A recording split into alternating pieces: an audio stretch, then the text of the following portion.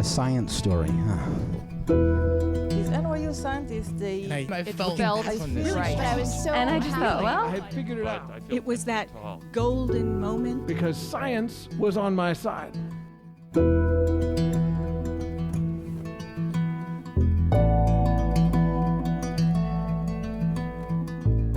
Hey everybody, welcome to the Story Collider, where we bring you true, personal stories about science. Just a reminder before we get started with today's episode that we are in the midst of our end-of-the-year fundraising drive. If you, like us at Story Collider, believe in the power that these stories have to change our understanding of how science happens and who it belongs to, go to storycollider.org/donate and be a part of our story. Today's episode is all about respect, how to find it and how to keep it in STEM. Our first story is from Story Collider's own Meisa Salaita. It was recorded at our outdoor show in Atlanta this past September. The theme that night was unfamiliar places.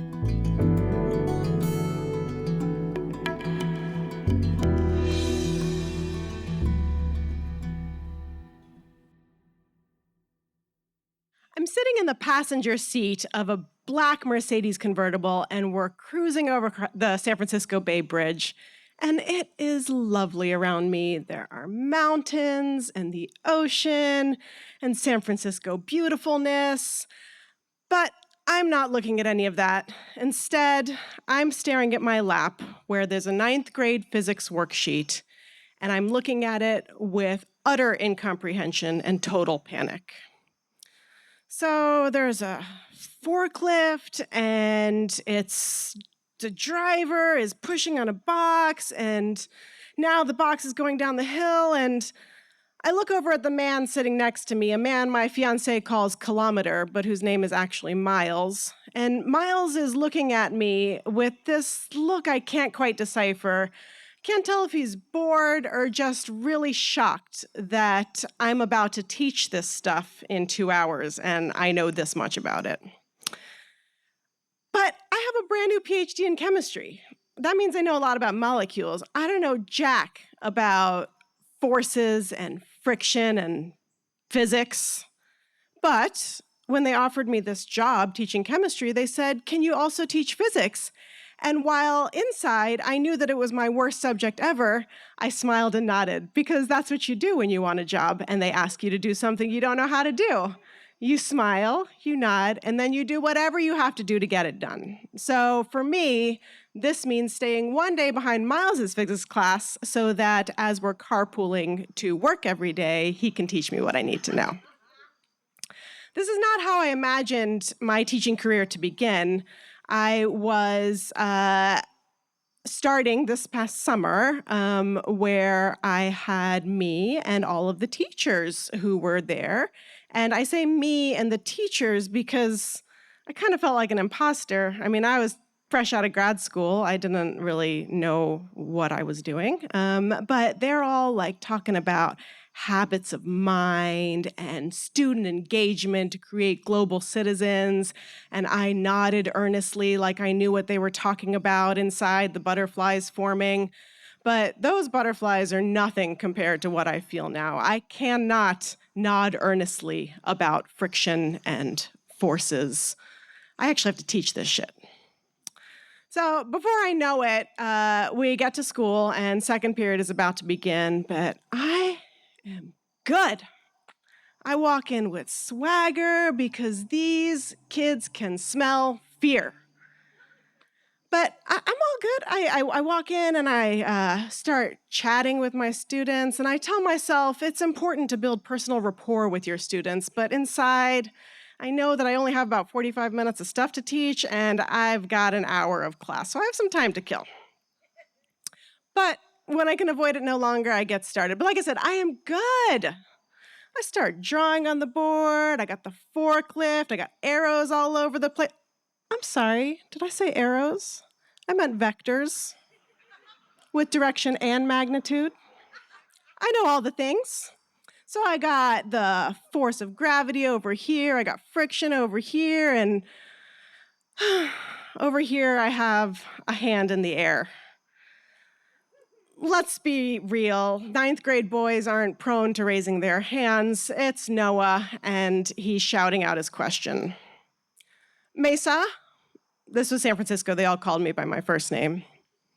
Meisa, what happens if the forklift is in outer space? I don't know. Just like last week, I didn't know what happens to the ball in outer space. And the week before that, the car driving in outer space, I don't know because outer space is weird. But it doesn't seem to matter what I teach them. All they want to know is what happens if we do it in outer space or in a microwave. They're also very interested in microwaves. But I do my best to answer these bizarre hypotheticals because I am shaping a future generation. I take my job seriously. I learn as much physics as I possibly can, and I like to think that I do a decent job teaching it. But I also learn that if you can't exert some level of authority over your class, it doesn't matter how much physics you know. And that's the situation I was in because I'm 26 and this is my first job, and what do I know about authority? So one day, now we're in my chemistry class, I've got all these lab materials set up right by the front door. And Noah walks in. You remember Noah, the outer space forklift kid? Noah's one of these kids who is just so dang charming and funny and smart, and this kid just gets away with everything. And he walks in and he starts touching everything because his little 14-year-old hands can't help themselves. And I say, Noah, stop that. That's for lab later on. And he goes, Meisa, why? Noah, safety first. And he's like, but it's just food coloring. True. It's just food coloring. Meisa, can I squirt some in my mouth? I think, well, it's food grade. He could squirt some and we'd probably still have enough to do the lab. He could squirt some and he won't die. Sure, Noah. Noah does a double take, which I should have immediately taken to mean that I have just made a grave error. But before he lets me figure that out, he's squirted 20 drops of blue food coloring into his mouth. Do you know what happens when you put 20 drops of blue food coloring into your mouth? Your mouth turns blue for days. So Noah goes home that night to his parents who are spending $35,000 a year on his fancy education, and opens his mouth and gives them a solid glimpse of where their money is going. But somehow I didn't get fired. I think Noah's parents were probably just really used to that. But this is one example. This stuff was happening every day in my class. I mean, I couldn't even command their attention because they were talking all the time. They'd talk, and I'd try to talk louder. But instead of my voice getting louder, it would just get higher pitched like this. And everybody would talk over me. I also laughed at really inappropriate times. I was doing this demonstration in my chemistry class. I had this beaker and I'm making nylon and these two liquids are touching each other. And right at the interface of the liquids, the nylon is forming. And so you can grab onto it and you can just keep pulling it out of the beaker and it just keeps going and going and going. And one of the students shouts out, "It just keeps coming." And another one goes, "That's what she said." And I laugh uncontrollably. One day, I'm drawing on the board, and out of the corner of my eye is the San Francisco Bay, and I see one of those giant boats that carries all the shipping containers, and I'm not from San Francisco. I've never seen anything like this, and I go, "Whoa!" And, it's understandable. Everybody in the class gets up, and they go look out the window, and they don't sit down again for the rest of the period. And this is just my everyday. This first year of teaching feels like a disaster. But as the first year goes into the second year, little by little, things start to feel a little better. I'm less scared. I learn on the job. For example, I do not put materials right by the front door where 14-year-old hands can't resist them. I become an expert on what can and cannot happen in outer space. And I learn that scientific logic should not always guide my classroom management decisions. And even things with Noah are better now. He loves me, and the feeling is mutual. Somehow, this kid has taught me how to be authoritative, but kind and caring. And I think because I was so naive, he opened up to me in ways that he wouldn't have otherwise. And he even helps me now. I still haven't solved that problem where I sound like Mickey Mouse when I talk loud, or not loud. And so instead, I just tap Noah on the shoulder, and he does one of those really loud finger whistle things that I can't do. And suddenly, everyone just snaps to attention. It's like magic. Everybody listens. Even he listens now. One day, I was walking down the hall, and I caught him taking a nap on top of the lockers. And while my scientifically logic brain said, he's pretty agile, he probably isn't going to hurt himself, he's got plenty of time before his next class starts, and there's nothing really wrong with what he's doing.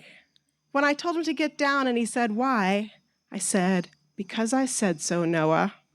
And he listened. Little by little, things have gotten better. I'm less scared, and little by little, I've fallen in love with this school, these kids, and this job.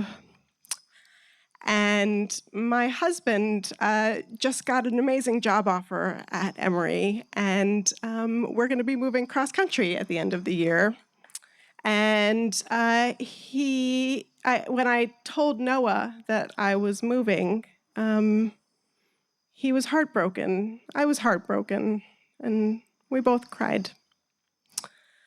On the last day of school, and on my last day at this school, I gave a goodbye speech at our morning meeting.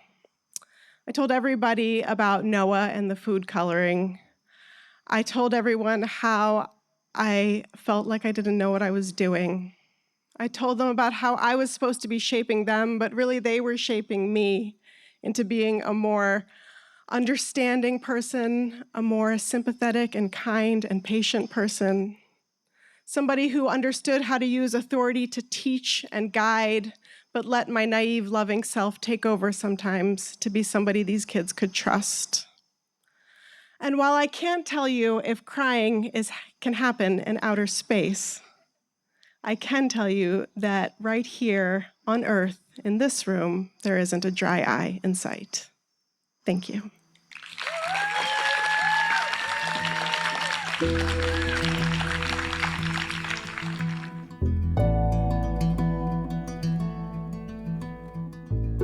That was Meisa Salaita. Meisa has made it her mission to help others see and appreciate the beauty of science by making it a part of everyday cultural experiences. Through her work founding and directing Science ATL, she spends her days convincing everyone else to fall in love with science as well. To that end, Meisa also writes and has produced radio stories and hosted TV shows, all in the name of science. In addition to her work with Science ATL, Meisa is a producer for the Story Collider. She has a Ph.D. in chemistry from Northwestern and has been named by the Atlanta Business Chronicle one of their Women Who Mean Business, and by Atlanta Magazine as one of their Women Making a Mark. Again, before we continue, the Story Collider is in the midst of its end-of-the-year fundraising campaign right now. We are a small nonprofit organization, and we depend on the support of our listeners to continue producing these stories in this podcast. If you want to support stories like the ones we're sharing today, go to storycollider.org/donate and be a part of our story. We are also, for the first time ever, selling merch on our website. If you would like to buy a Story Collider hoodie, t-shirt, tote bag, or more, you can find those at storycollider.org/store. Your purchases help to support Story Collider's work. What's the best way to learn a new language? Immersion. But sometimes that's not in the cards. But you can still learn a language the second best way, and that's with Babbel. Now, I might only be 1 week into learning German with Babbel, but I'm so excited to start being able to speak German with my mom. With Babbel, you can learn everything you need to have real-world conversations, and all it takes is just 10 minutes a day. One study found that using Babbel for 15 hours is equivalent to a full semester at college, which is bonkers. But Babbel is conversation-based learning with science-backed cognitive tools like spaced repetition and interactive lessons created by real language teachers and voiced by real native speakers. So here's a special limited-time deal for our listeners. Right now, get up to 60% off your Babbel subscription, but only for our listeners at babbel.com/story. Get up to 60% off at babbel.com/story. Spelled BABBEL.com/story. Rules and restrictions may apply. Our second story today is from Jackie Faherty. It was recorded in August in front of a limited private audience at Caveat in New York City. The theme that night was bouncing back.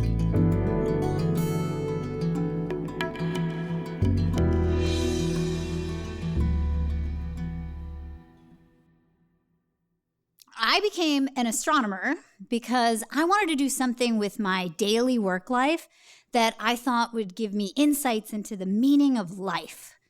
And I really thought that the career of an astrophysicist is one that you pursue because you've got a passion and a desire to solve the secrets of the universe.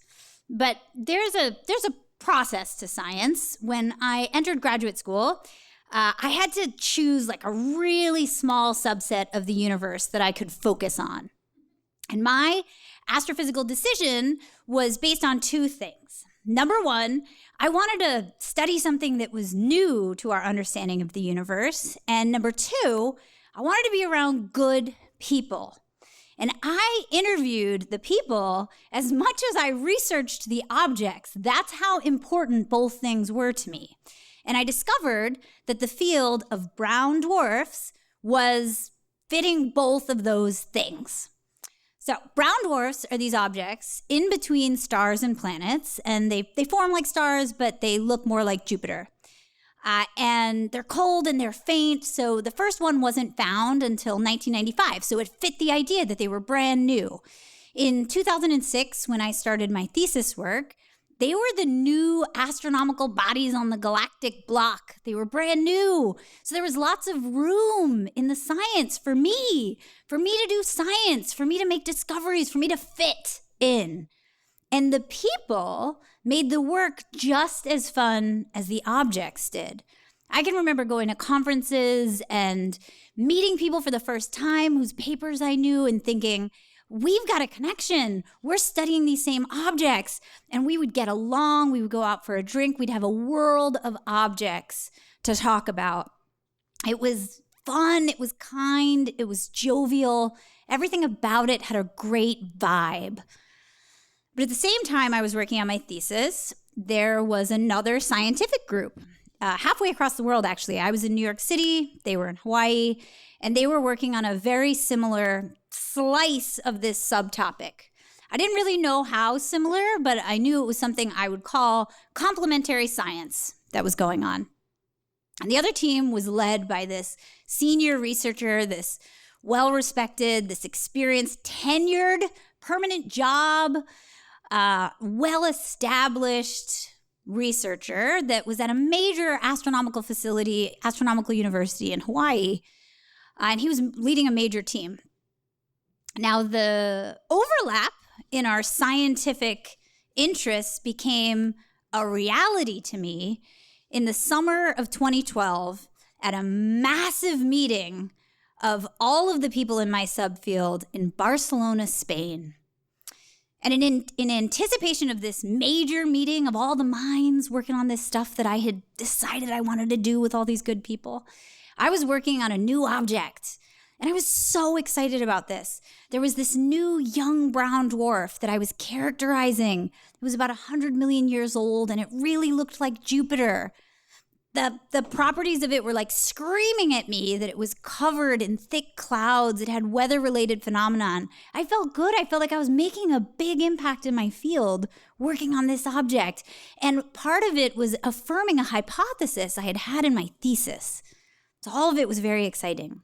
And I had a paper that I was putting out for the world to see during the conference because I wanted to talk to colleagues about it at this meeting in Barcelona. And I had decided to make this paper visible during a main stage talk in this conference that was on this exact subfield that was going to be happening, and it was going to be given by this researcher from Hawaii.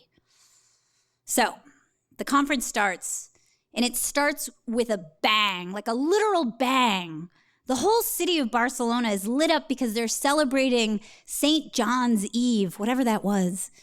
The whole city is throwing fireworks everywhere, and we're out, we're singing, we're dancing. Colleagues of mine that I haven't seen, we're talking science, we're having fun. It's amazing, as one would expect from the brown dwarf subfield. And the next day, it's true. The next day, I'm out. It's time for the big talk. And I've got my paper. I've made it visible to the world. It shows up that morning. I'm so excited. Walk into the auditorium. Still got paella and sangria in me.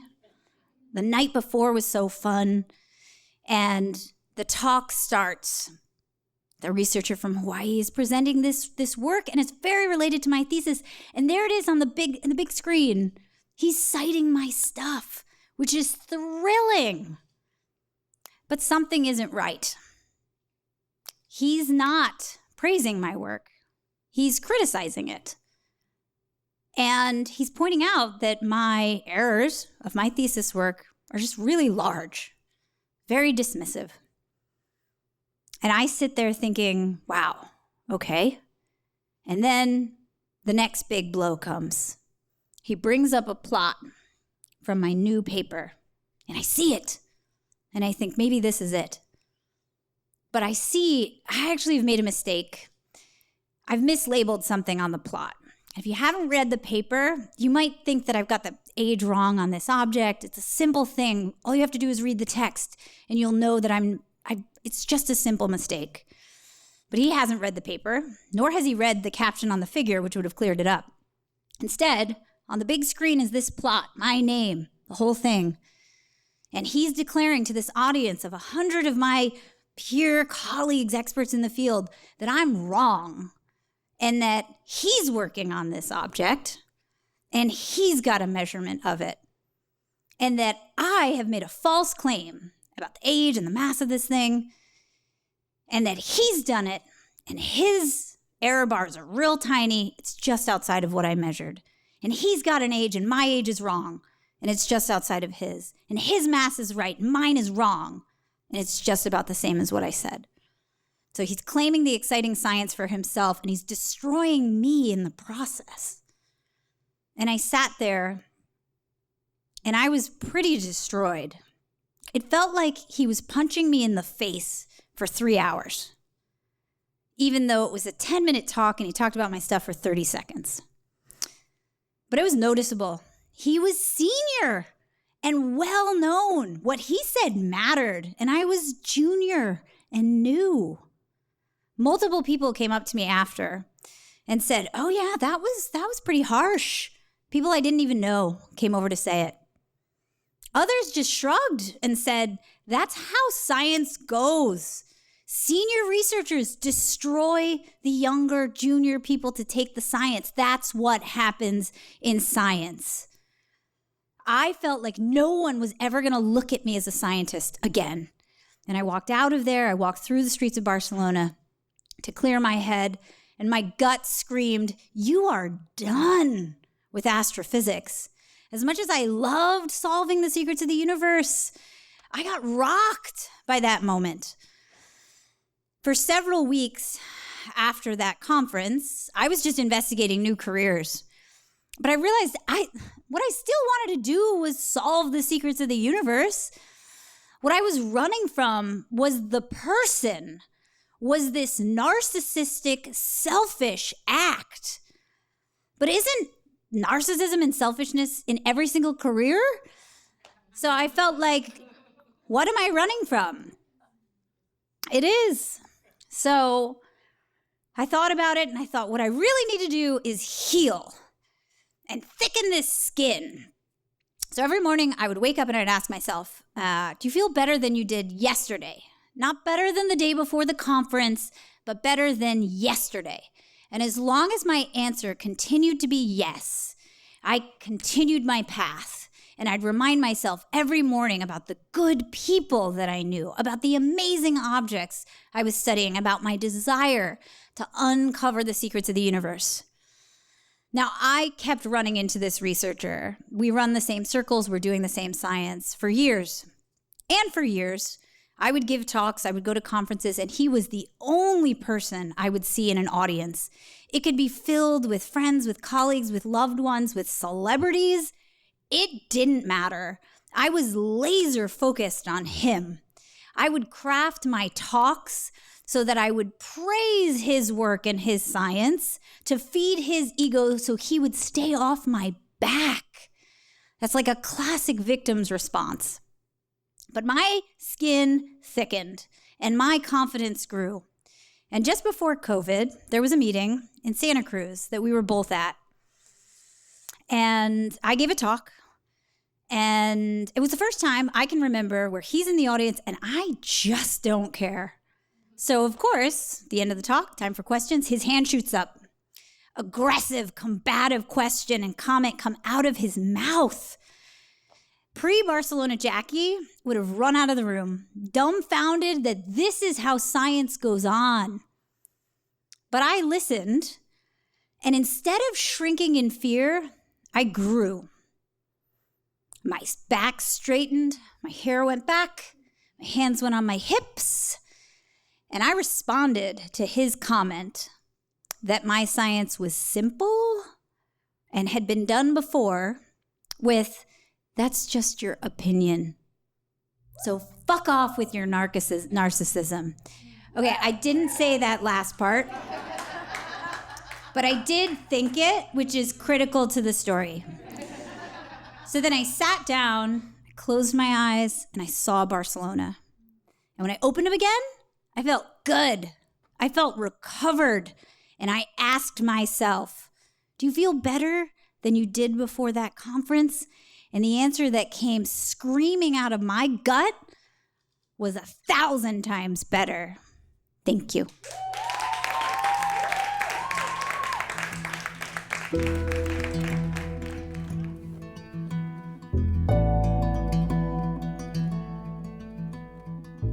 That was Jackie Faherty. Jackie is a senior scientist and senior education manager at the American Museum of Natural History. Her research group, entitled Brown Dwarfs in New York City, is at the forefront of low-mass star, brown dwarf, and giant exoplanet characterization studies. She is also co-founder of the successful citizen science project Backyard World's Planet 9, which has involved over 150,000 volunteers in searches for previously missed cold components of the nearby solar neighborhood.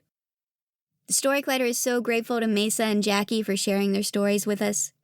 The Story Collider is also very grateful for the support of Science Sandbox, a Simons Foundation initiative dedicated to engaging everyone with the process of science. This podcast is produced by me, Erin Barker, Executive Director and co-founder of The Story Collider, with assistance from Story Collider's Program Director Nissa Greenberg and Senior Podcast Editor Jun Chen. Special thanks goes out to Story Collider's board and the rest of our staff, including Managing Director Anne-Marie Lonsdale, Science Advisory Fellow Edith Gonzalez, Operations Manager Lindsay Cooper, Marketing Manager Nikisha Roberts-Washington, and our intern Jamie Banks, without whom none of this would be possible. The stories featured in today's episode were from shows produced by Kelly Vinyl and Emma Yarborough, and by Paula Croxon and Tracy Rowland, respectively. Our theme music is by Ghost. We'll be back next week with more live recorded stories. Until then, thanks for listening.